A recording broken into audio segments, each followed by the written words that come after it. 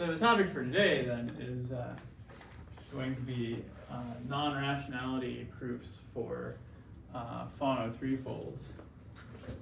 So the idea being that that any Fano surface over the complex numbers anyway is rational. And that's just because, we have a classification and, this is a consequence of the classification of surfaces. So the Fano surfaces are the Del Pezzo surfaces. So it's any surface with an anti-canonical class that's ample. And you can get them all by doing repeated blowups of P2, except for P1 cross P1, which is also birational to P2. So this is AKA birational to P2. And last time, in the last two lectures, we talked a little bit about how you, given a birational map between two Fano surfaces, how you explicitly break it apart into these Sargazov links. So I guess, I didn't mention this before because I hadn't seen it in my reading, but so the Sargazov program, a lot of that, should be credited to Reed, who named it the Sargazov program after the notes of Sargazov that he was using to formulate these ideas. And so I think it was Reed and also Alessio Corti that worked out what was going on for threefolds. And there, you really have this idea of, you have some complicated map and you're untwisting it by looking at, you take a divisor on one side, move it to the other side, and if the divisor was smooth on the one side, then the birational map knots it up and makes it singular, and then by dealing with the worst singularities, then you can kind of take the map apart piece by piece. So that's something we're going to talk about. But first, I want to talk about, there's kind of, there's kind of a technique for showing that certain Fano threefolds aren't rational from the Sargazov program. So let me just say that this is not true for threefolds. And let's see, so there's two, so there's kind of two bodies of techniques. So one of them is this idea coming from the Sargazov program that you can somehow show that there's no way of, you can either show that, if you had a birational map to, so in practice what one shows is that, that by studying divisors on the threefold, that there's no birational map to any other Morey fiber space because you just can't produce divisors that are singular enough. And so that's, so that goes under like the when people talk about that, they're talking about things like the Noether-Fano inequality and this work of Iskowski and Menin. What I want to talk about first, though, is the technique called the intermediate Jacobian. So this is a theorem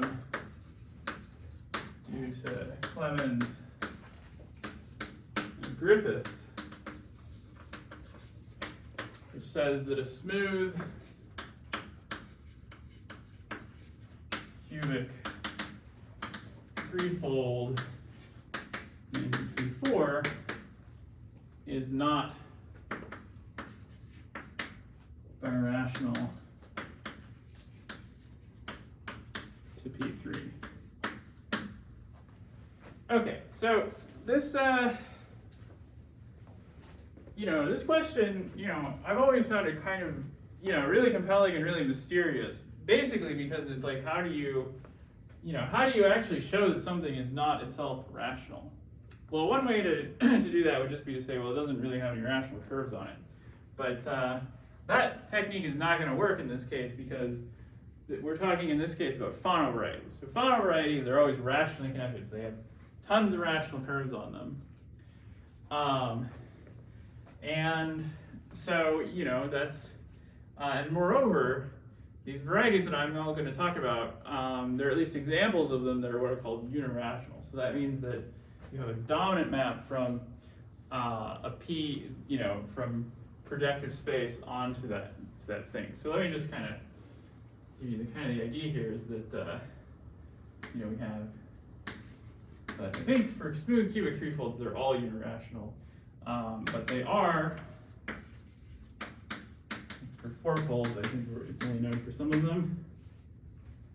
So what does unirational mean? Well, that means that I have, you know, some map from Pn, you know, which is rational onto my x, and then this is dominant. And then, you know, I can just slice this with linear spaces until I get it down to the appropriate dimension. The idea being that this is, you know, that this is a, you know, it's not a birational map, of course, if this isn't birational to P3, so then this is, you know, has some degree, it's d to 1 generically. I think, let's see, I think in the case of the cubic threefold, you can just make this 2 to 1. And, you know, it's an open problem, you know, one of these open problems where we just really have no idea how to approach. Well, I mean, I guess I saw some notes of Joe Harris where he had some, you know, some ideas, but I don't think they were, you know, that was just kind of, you know, first speculation where he, you know, in that paper he was talking about, well, you know, maybe if you're having trouble in terms of, you know, like, you know, P1s aren't going to help you, but maybe you can try looking at surfaces to say, well, you know, maybe there's like not enough there's not enough rational surfaces inside for this to be birational to P3 or something, or to be unirational, because the idea is that the image of a rational surface is going to be a rational surface. So that would be one way to show that this isn't, you know, doesn't happen. But as far as we know of no example of a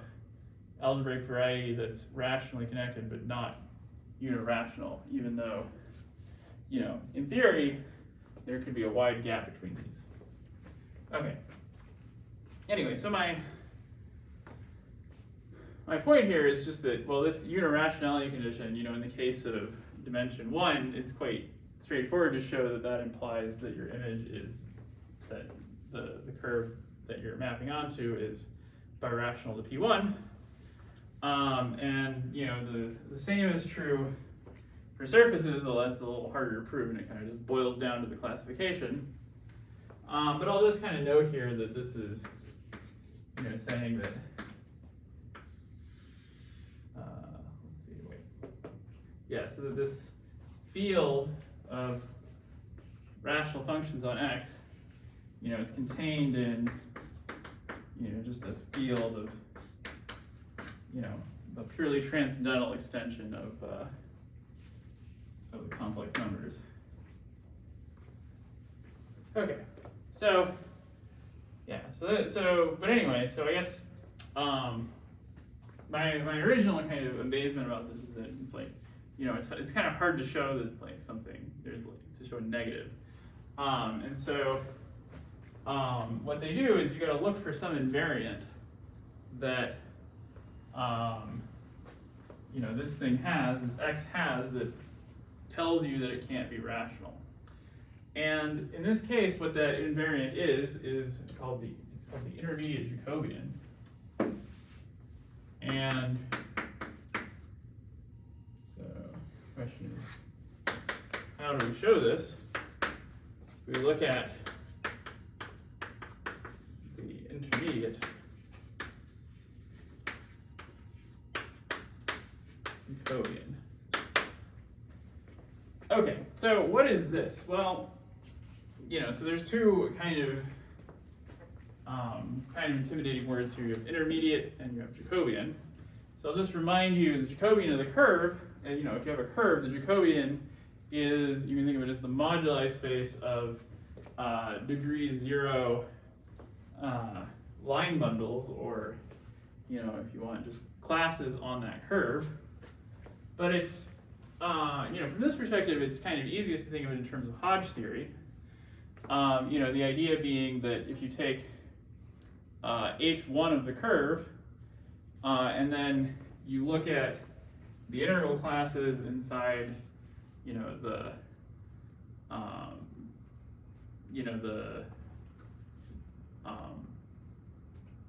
if you look at like the integral classes inside of, the total space of classes, you get a lattice inside of a complex space of dimension G, and then when you take the quotient, that gives you that complex variety. But the perspective I want to take is just to say, well, let's just, instead of thinking about the quotient, let's just think about the lattice inside the space. So really, the data of the Jacobian of a curve, so curve of genus G, well, what does that look like? Well, the Hodge diamond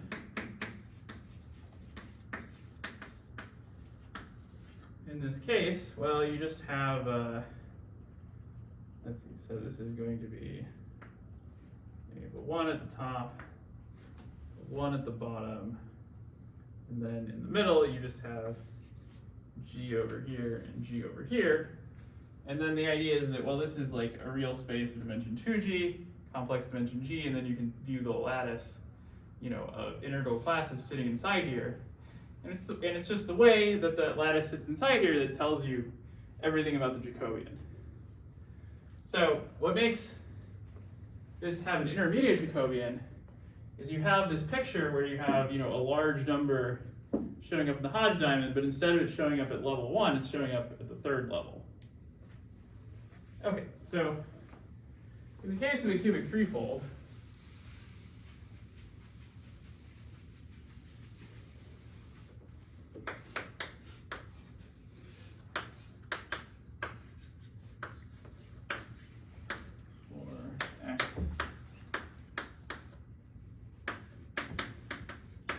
threefold. Well, the fact that this is a Fano variety means you can fill in a lot of the Hodge diamond already. So the Hodge diamond, you start at the bottom, and there's always a 1 at the bottom. And then that means there's a 1 at the top because, is that a duality statement? At the top it's hn of kx, and so you have Poincare duality, you have Serre / Poincare duality. Like the duality statement just means the diamond is symmetric in this way, then conjugation makes it symmetric this way. You also have a 1 at the top, and then we can use the Lefschetz theorems to fill in the next 2 levels because this is a threefold in P4. So it's just going to inherit the same cohomology, for those first 2 levels. So in particular, it's going to be simply connected. So you don't have anything here, nothing here. Well, I have Picard number 1, and then nothing here, nothing here. So this is a Fano variety, so it doesn't have any global canonical forms. That gives me a 0 here and a 0 here. And so the only things that are left are here and here, which those numbers have to be the same. And it turns out that in the case of the cubic threefold, you get a 5 here and a 5 here. And then with these 2 5s, you have the same sort of picture as you do here, where you have, a 5-dimensional complex vector space, and this is sort of, it's these 2 real vector spaces put together with an action complex conjugation, and then there's a lattice inside there of rank 10, and then if you take the quotient, you get a complex torus. And so what Clemens and Griffiths prove is that this 5-dimensional abelian variety you get out of this is not the Jacobian of any curve of genus 5. So this is not the Jacobian of a curve. And I suppose you also probably have to show that it's not like the Jacobian of, that it's not the product of Jacobians of curves of lesser genus, but the idea would be like, that's like a curve of genus 5 that's stable, made of like a curve of, maybe two curves stuck together if you like. And then the point is that, that shows that you're not birational in P3, because you can just kind of keep track of what birational moves do to the Hodge diamond. So in particular, if you're blowing up points, so what can you do here? Well, you can blow up points, you can blow up curves, and really that's about it. And then you blow things down, which sort of gets rid of them. But the idea is that when you are blowing up points, well, it's not really going to give you the Jacobian of anything, because that's just sticking a P2 in there. And then when you blow up curves, then you get a copy of your Jacobian living in the Hodge diamond as part of this intermediate Jacobian. And so, and it takes a little more reasoning to say that, well, I can't get this by like blowing up some curve and then blowing down another one. But the fact that this is not the Jacobian of any curve then demonstrates that this cubic threefold wasn't the result of any birational modification of P3. So this was a really nice result, because it showed that this problem here, whether any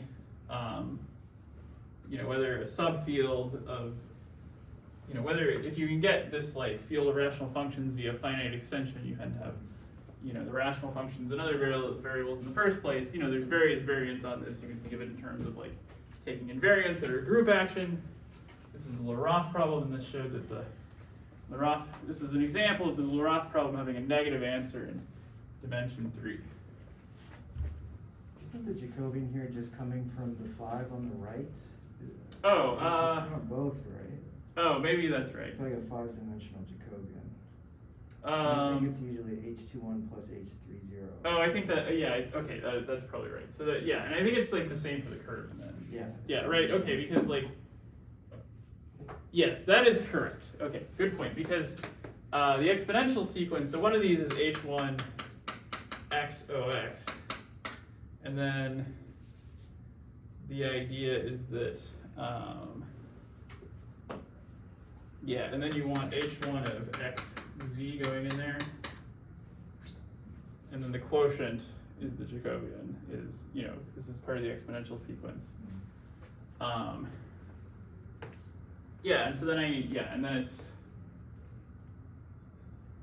And so then it's like the analogous thing over here, but I suppose you have to worry about what's happening. Is it here or here? I guess it's this one. I mean, these are, there's a symmetry here, so I guess it doesn't, which one it is. Yeah, I mean, you could. It's one of them. Yeah, it's one of them. Okay. Yeah, so it's really. Well, okay. So not to get it like too into the details here, but the construction is like, you from a Hodge theory picture that looks like this, a Hodge diagram like this, you can get this sort of thing. And it doesn't matter if it's in the middle of the diagram or at the bottom, you can still do it. Okay. So there's another nice class of examples that you can use this technique for, and that's conic fibrations over a rational surface. So let's just say a conic fibration over P2 even. That we can also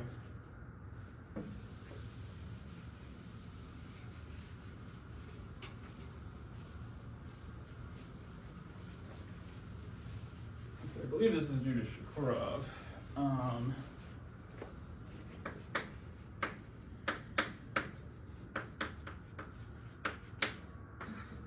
So we're going to let X over P2 be a conic bundle. Then you have C inside P2 is going to be the discriminant locus.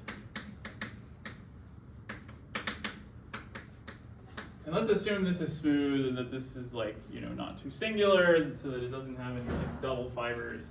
So the idea is what you have is, on the base you have your P2, and then, there's some curve in here, and then, you have a conic bundle which, it degenerates over the curve to a pair of lines.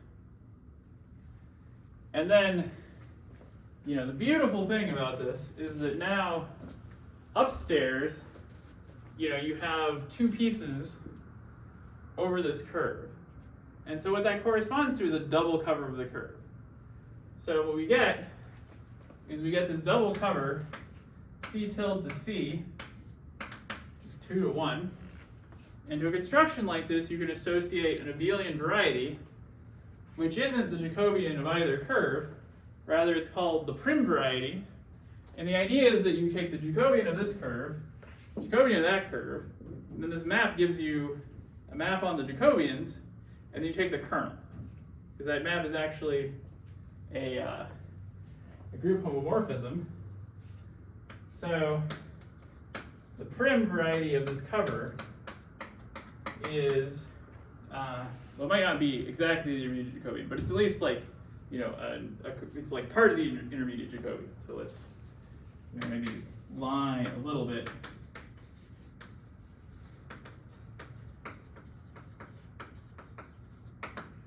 And the significance of this is that this shows that x is not rational whenever this intermediate Jacobian doesn't break down as a product of the Jacobians of curves.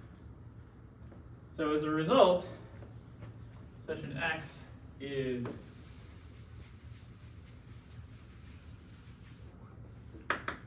not rational for, let's just say a generic curve of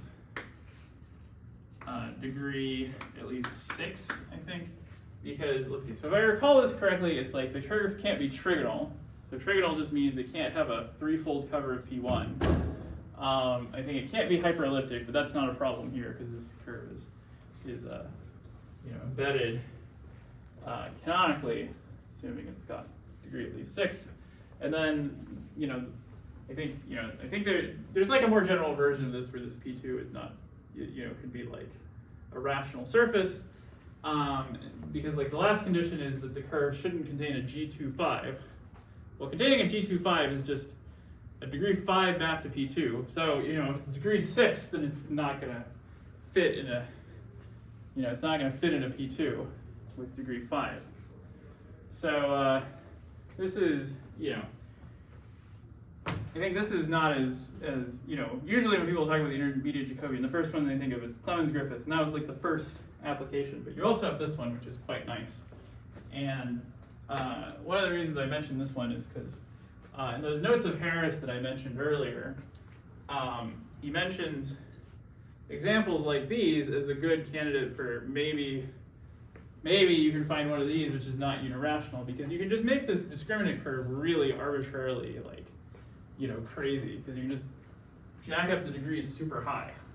You can make this degree 100, and so if there's not some implicit reason that threefolds have to be unirational when they're rationally connected, maybe that's a good place to look.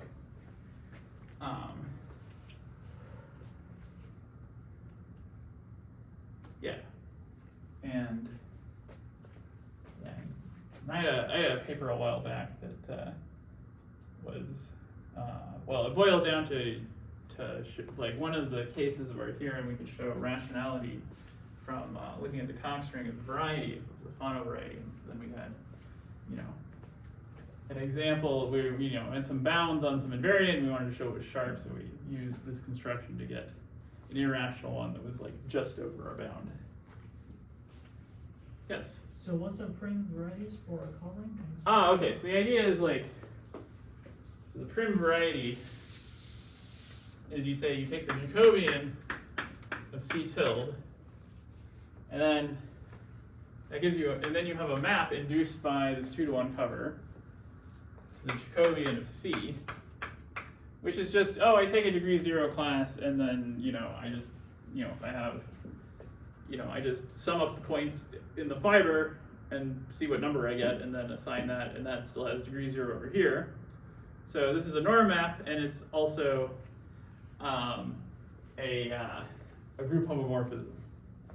So in particular, you can take the kernel and that's the prim variety.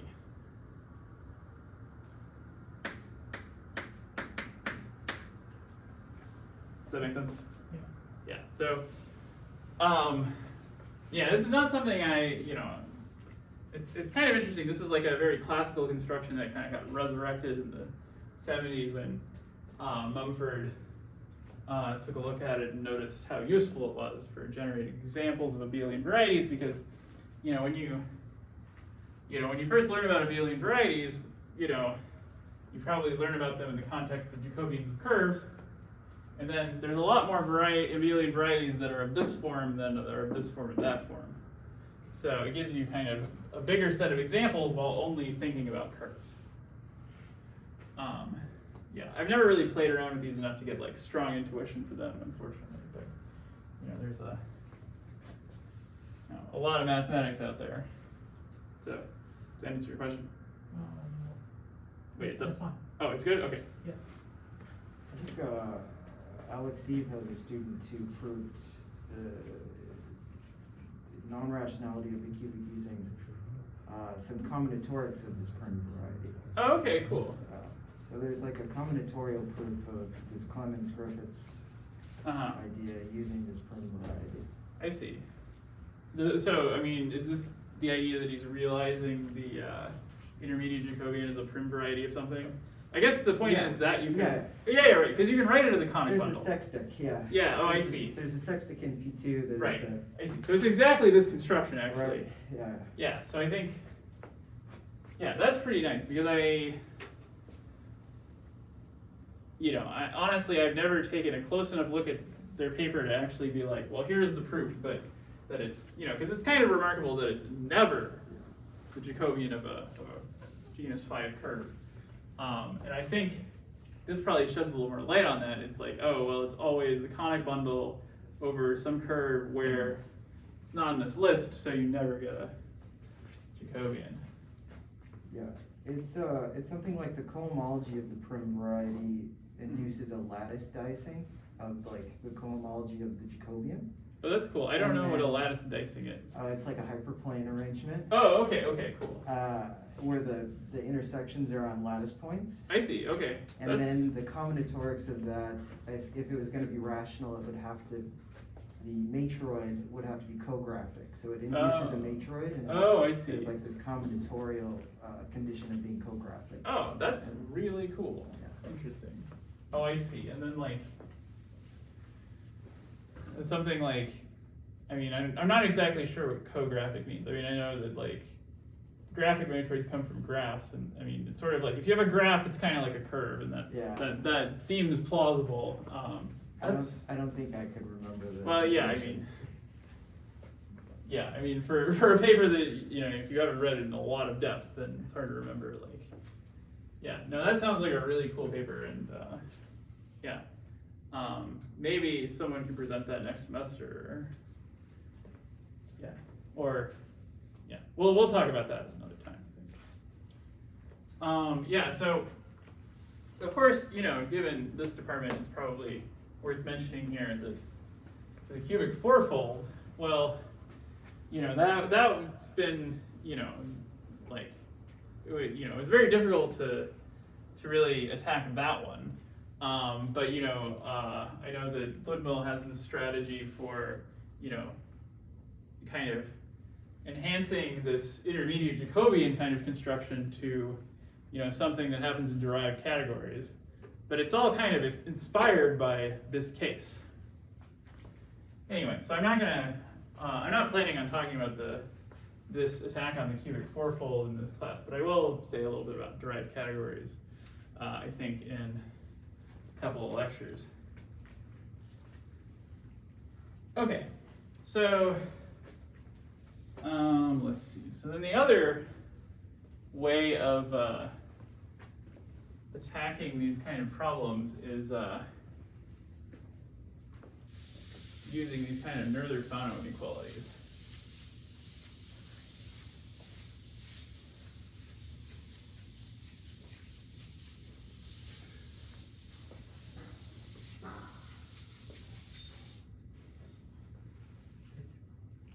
So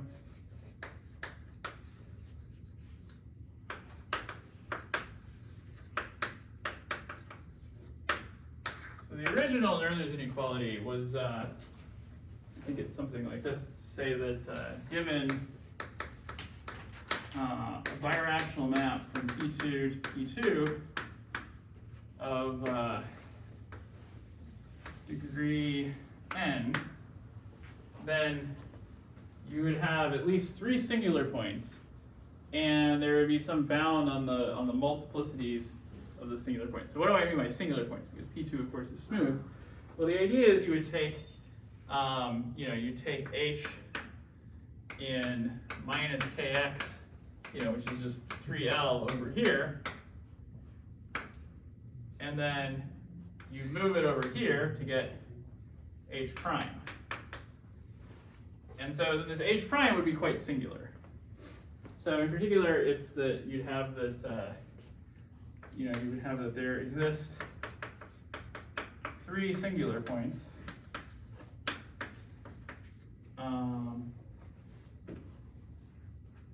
Okay, now I'm not remembering the exact statements, but it was, and then the idea was that the multiplicities of the 3 singular points, if you add them up, they'd be greater than something. I think it's just n. Well, this is certainly true. Maybe. What's a V1, V2, V3? So these are the multiplicities of the 2 okay. and the 3 singular points. Yeah, I'm definitely.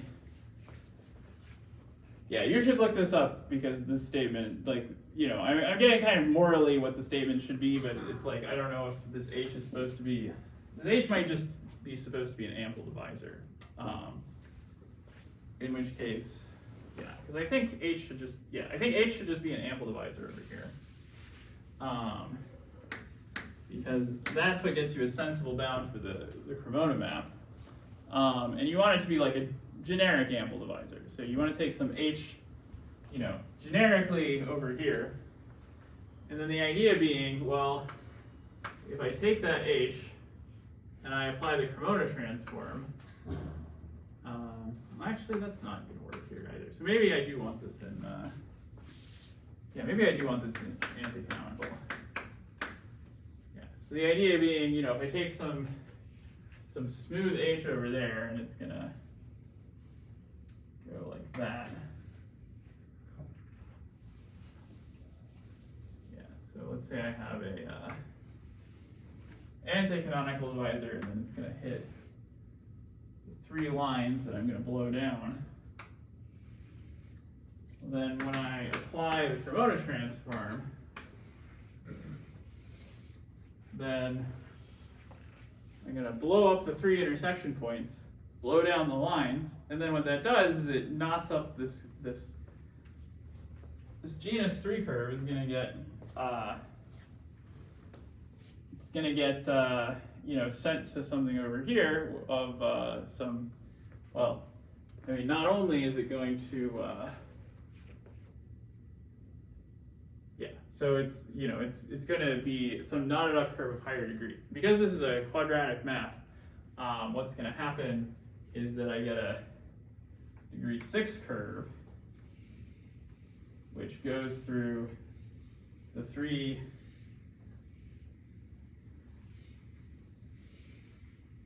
singular points 3 times.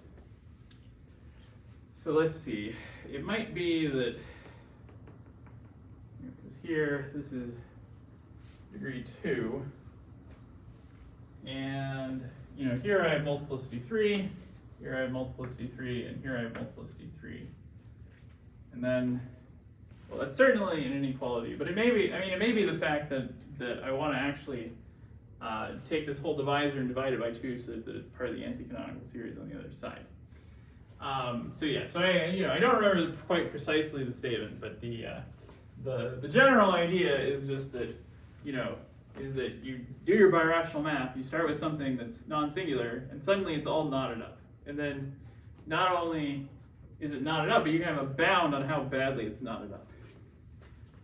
Okay, so the higher dimensional and more general construction is we do the following.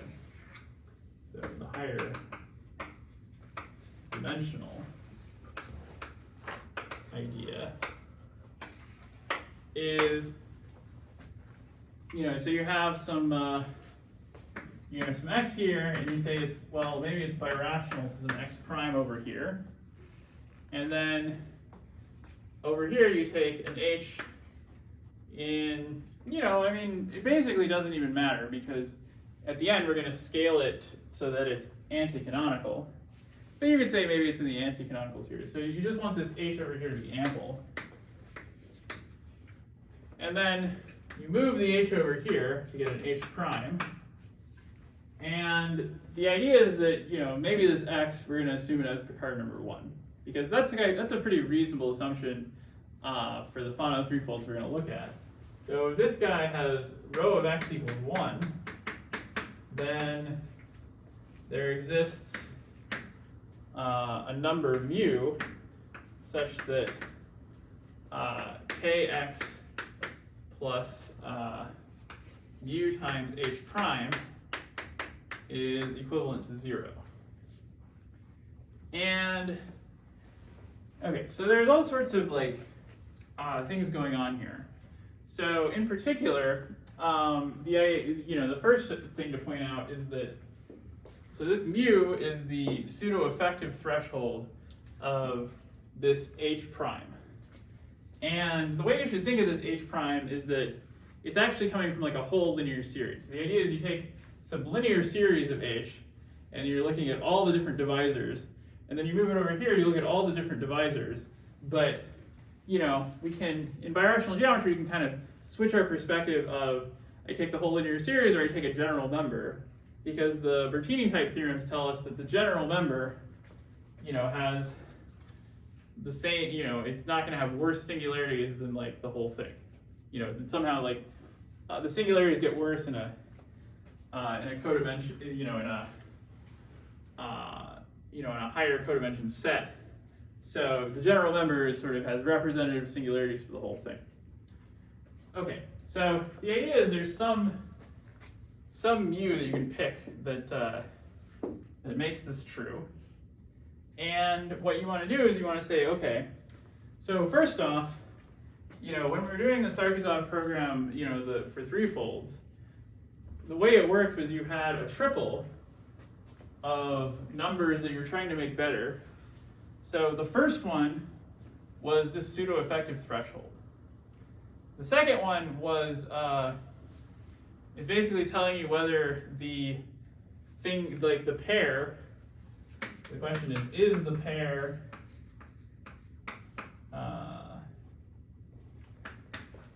kx plus mu h prime, or let's just say x comma mu h canonical, i.e. if I take a log resolution, how bad are the discrepancies? And the other one is how many centers are there? So, yeah. And so you can kind of see from this picture, just thinking about the two-dimensional case, that if you have any just randomly selected h, you move it over here, it's going to get all knotted up. Okay, and so that's the idea behind the Noether-Fano inequality approach to showing irrationality. So in a paper of Iskovsky and Menin, they use this to show that the quartic threefold, so the degree 4 threefold in P3 has they showed it for all of them, that all the smooth threefolds are irrational. And in fact, moreover, there's something called birationally super rigid. So what does that mean? Well, the idea is that, we're trying to, we're supposing this x is birational some x prime. And then we're going to say, okay, well, I drag the h ample over here, I find an h prime. And then I say, well, is this pair canonical? And, and the idea is that the answer is supposed to be yes. And then we say, okay, well then what are the canonical singularities?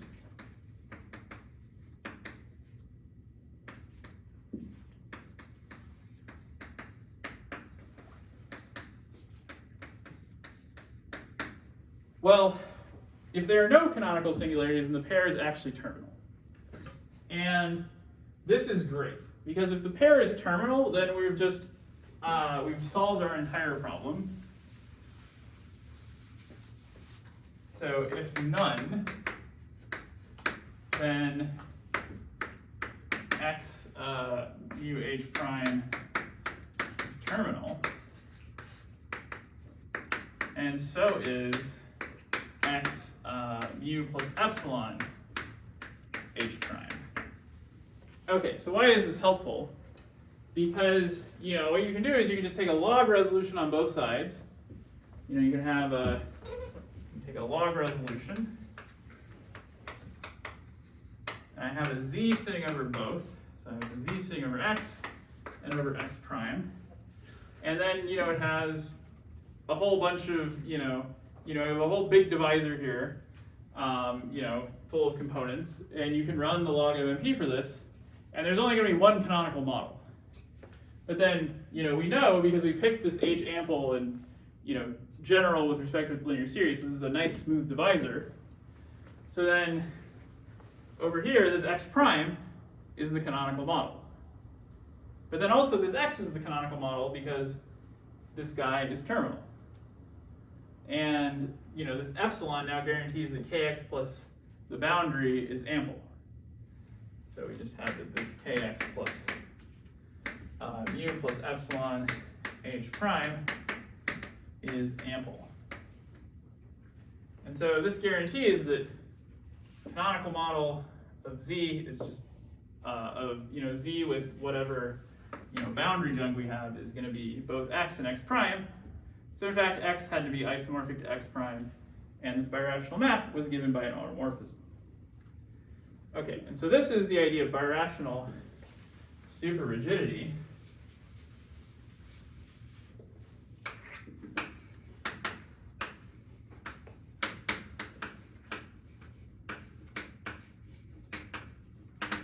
The idea is you have, you know, some x, which is, you know, a Fano variety, because if it's like a variety of general type, then, you know, you're not going to really get anything interesting, because already, you know, it's always got a canonical model, so it's automatically sort of satisfying this idea. But if I have x birational x prime Mori fiber space, then in fact this phi is an isomorphism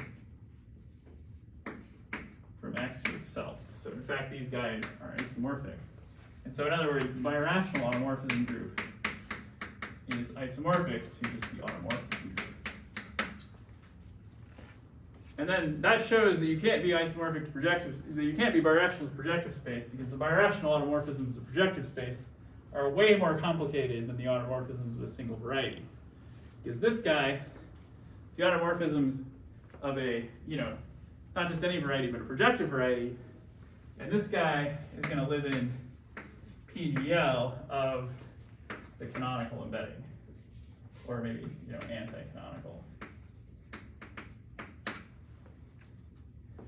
Okay, so,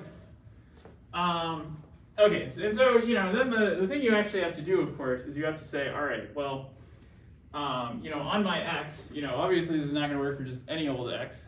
You know, it has to be, you know, it has to be such that if you start looking for divisors that satisfy this condition, that they all have mild singularities.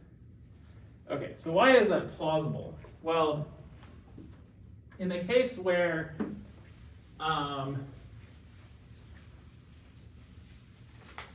you know, that we're thinking of, where we're thinking of x inside P4, P3 with a degree 4. Oh no, sorry, this should be P4. There we go. So this is a quartic threefold.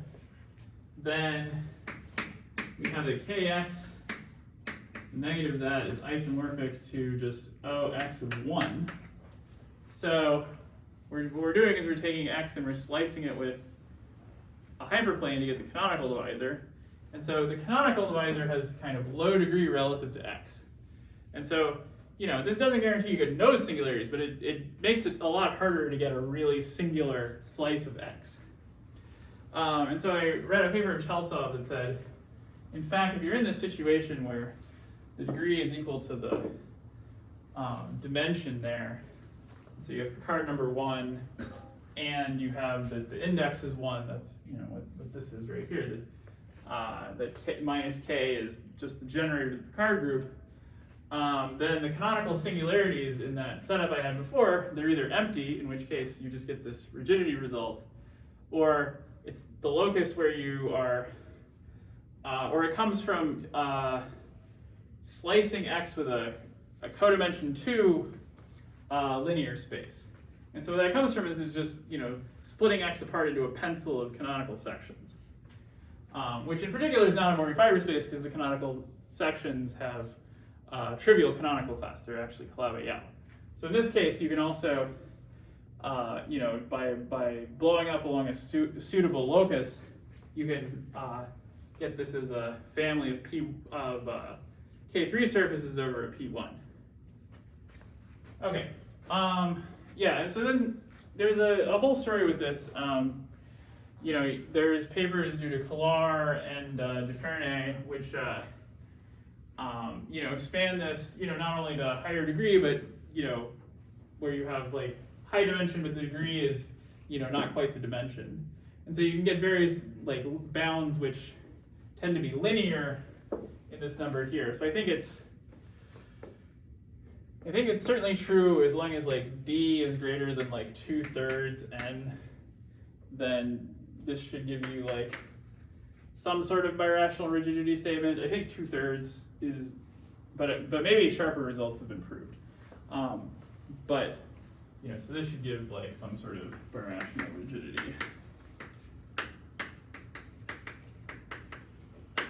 Anyway, so my goal with this lecture is just kind of give like, certainly there were a lot of places there where I was like, what is the statement of that? But I mostly just wanted to give kind of an overview of these two techniques for showing irrationality of threefolds.